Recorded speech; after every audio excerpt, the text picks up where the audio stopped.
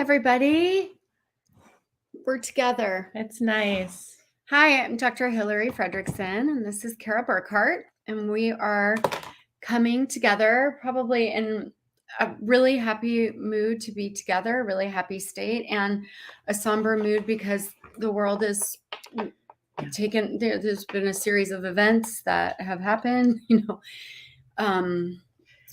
So usually we're talking to you all about trying to avoid the news because it makes us fearful and it's supposed to hype us up, right? And so we don't want people, watching news at night and getting this all the time. This is clearly a different week. And so it makes us have to pause and say, it's one of those things of you want to know what's going on. It's very hard to see all the images. We're so worried about loved ones who may be in places that are being bombed, for instance. And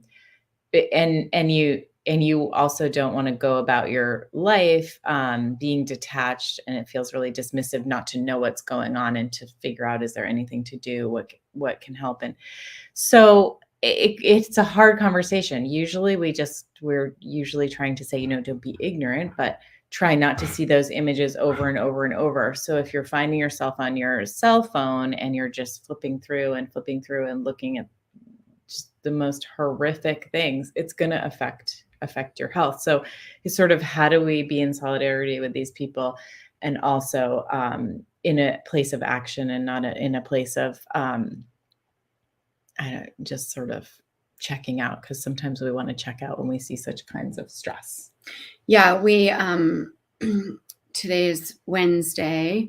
Our lives started to change Saturday. Like, I know Saturday I was traveling and working and seeing patients, so it didn't even hit me that things had taken place in Israel until Saturday night late or Sunday morning. So people are just getting, it's all sort of coming and digesting. Mm-hmm. There are already really hard life and war events happening in the Ukraine.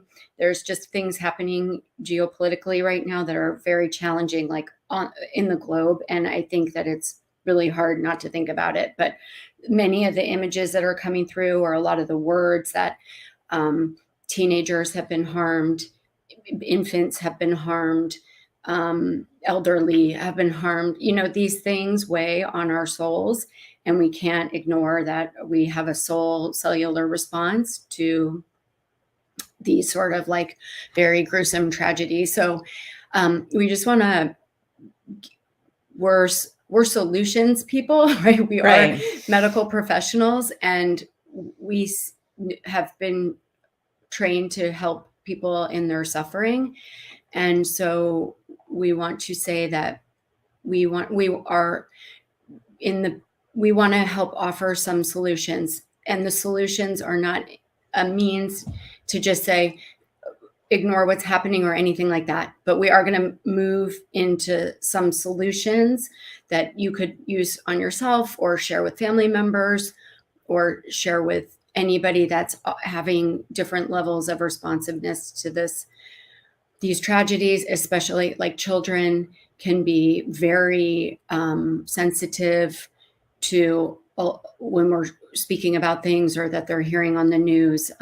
So we just want to offer some solutions. Mm-hmm. And no, I just don't want it to feel trite. Like now take this, and this will help you. It's not that energy. It's just more the energy of, we have these bodies. We're going to be of best service to the people around us who we love, and in the best service on the planet if we're able to kind of manage our nervous system and our responses and our anxiety. If we're going to be able to sleep well, if we're going to be able to be in action of taking care of ourselves, it will help the human collective that is under extreme suffering right now. Yes. And so we're naturopathic physicians, so we always like to bring it back to the body's natural response. And one of the things that happens in the world today when there's an earthquake or a natural disaster or even war is that we often go into this place of like the deer in headlights, right? Of like, there's a shock kind of situation that we have. And so it's very natural to do that. But like Hillary's saying, I think it's really an important thing to have these conversations, to reach out to people who have loved ones that are in areas that they're really fearful for, or just making sure that you're having the conversations in your household. Because sometimes we think small children don't know what's going on, but they hear little things at school or their daycare or whatever, and they really need us to be a place where they can talk about what is war, what is happening. So I like to focus on, focus on your own well-being, so that you can be there for other people and maybe be able to take action that can really help. And so one thing that there's a Chinese little saying that says, do not be afraid of going slowly, be afraid only of standing still. And I think that's applicable just in this scenario where we're saying, try not to just freeze or ignore or avoid, like we usually do say about the news. We're usually trying to say the news is made for you to get stressed. And so why watch news all the time? Why, find a way to read about things that are important to you, et cetera. So we're coming from a different angle of what can you do in your homes today to deal with this kind of situation. And so again, it's not to be dismissive. It's more of, okay, how can you be of best service to humans around you? And one way is essential oils. So if you're feeling that overwhelmed feeling, and that helplessness feeling, which comes, I think one of the best ways to go is thinking about, what do you have at home? Do you have lavender essential oil at home? And lavender is one of those things that's been, and we just want to share this information in a general anxiety kind of conversation, because if you struggle with sleep, with worries, with just that constant list of things flying in your head, and you're getting distracted at work today and things like that, lavender can really help. And there's some really cool research on lavender. So we have lavender. I grabbed this brand because it's really common that you can find, but lavender essential oil, you want to get organic. It actually is a nice smell. It's very floral. So sometimes people are wondering, what's going on with that. But there's research on putting a few drops on your pillow at night, helps you fall asleep. And it's incredibly calming to the nervous system, but not in a sedative way. So what do we do when we're under a lot of stress? Or what do we do when there's natural disasters and stress? We often go in and we sedate the people. We really do. We give them benzodiazepines or something to just calm everything down. So that's more of a sedative effect, whereas the lavender calms without that really strong sedative effect, where then people have problems with their nervous system getting addicted to it. So I think lavender is a great way. And it's been shown to be equal to lorazepam, which is a really common... Which is like kind of unbelievable. It's commonly prescribed. Lorazepam is commonly prescribed for people before surgeries, or if there's been a divorce or a death in the family, or many people are given trauma. We just sedate benzodiazepine because these medicines really help to reset that fight or flight nervous stimulation so that people can sleep. And like at some point, humans need to sleep. Regardless of trauma or terror in their life, they have to shut down their body and they have to repair. And many people who have been traumatized or are living in a fear state or anxious state have a very hard time shutting it down. And so lavender, like we said, benzodiazepines are commonly prescribed. We're not necessarily advocating that. If you need that, you do. But lavender, believe it or not, has some amazing studies equating it to a similar effect with less side effects. And this is so equal to, these are a pill form of lavender that have been studied for generalized anxiety disorder, and they've found to be as effective as the lorazepam, which is a really commonly prescribed benzodiazepine. Those are like Valiums and that kind of drug group. So this is a go-to we like, is using, hey, let's try the pill lavender if you're in that state of generalized anxiety, which many people are walking around in. It's just it's a problem with our whole society today. So lavender, that's Lavella, but there's a few companies that do capsules of lavender that people like. The smell of lavender is very interesting.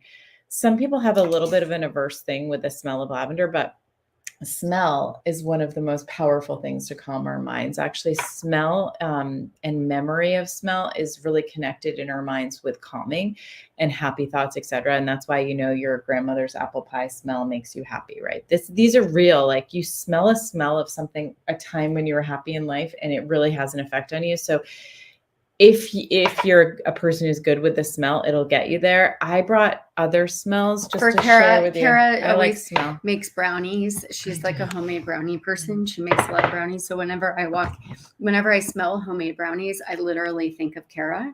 And it's so funny in a bakery, or obviously we have a long history of eating baked goods I together. like brownies, yeah. But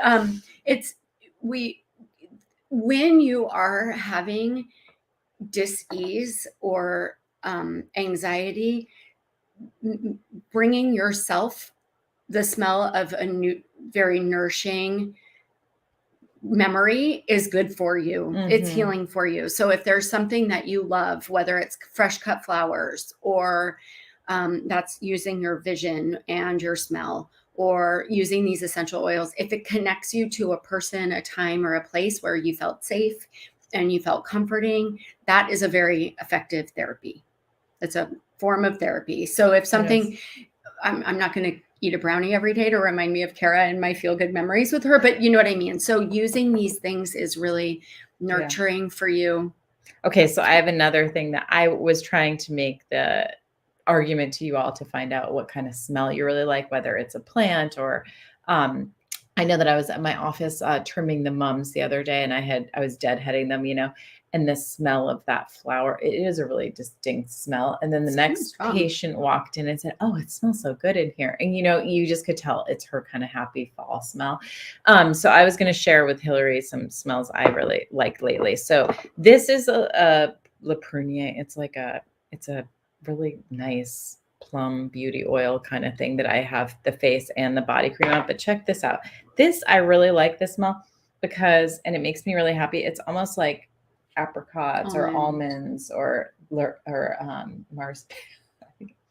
I'm walking around smelling like marzipan, but it's that kind of thing that just eases the stress in my day just a little bit, that I can put this oil on my face and it smells like, I guess it's that almond dessert kind of thing, honestly, that I really am liking from the smell. To tell you the honest truth, it's so nice and it's good for your skin.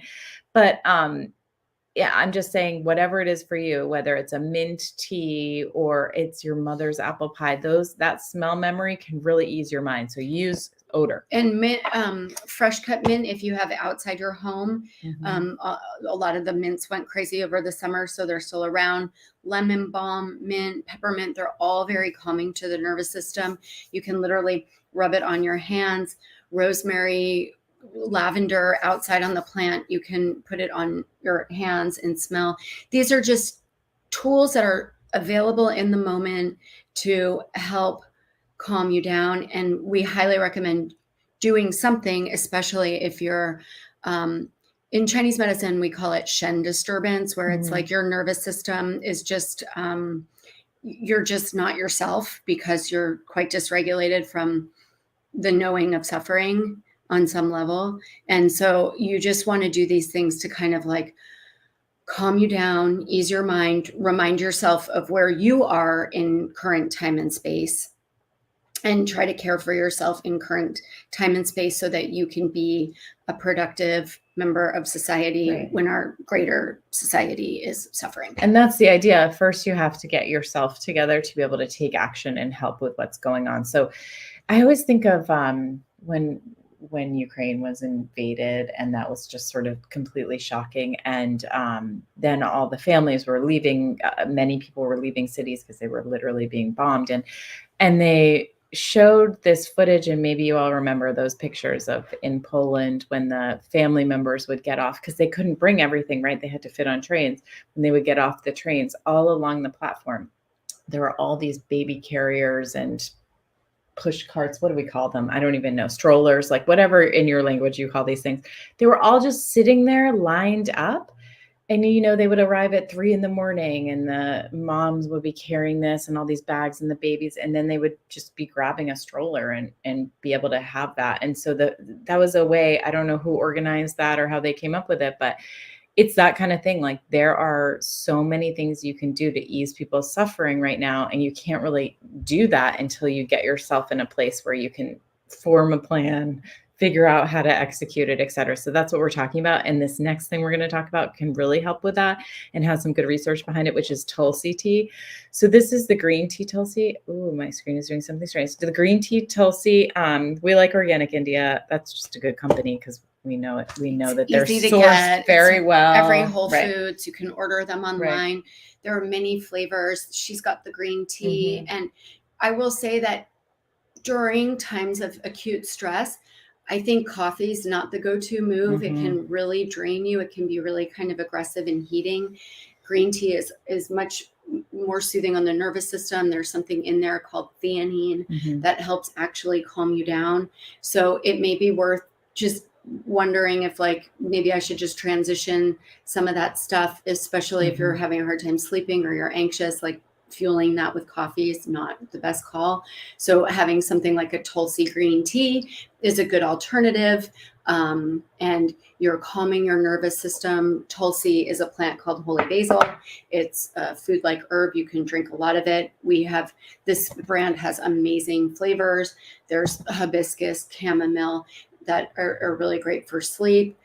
There's a mint. So the Tulsi helps you manage chronic stress, and you can have some herbs in there that are also really calming.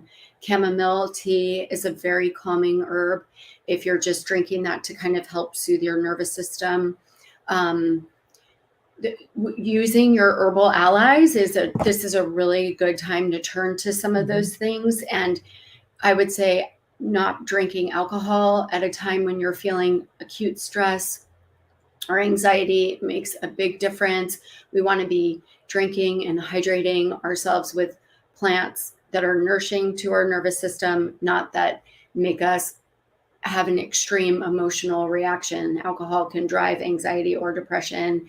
And caffeine, coffee can be sort of similar. It can really create a lot of anxiety. So we just want to make choices knowing that we're more tender than, we're in a really tender place, that you just want to make easeful choices for yourself. So take care of yourself so that you can take action to take care of others. Hope that helps. Bye, everybody.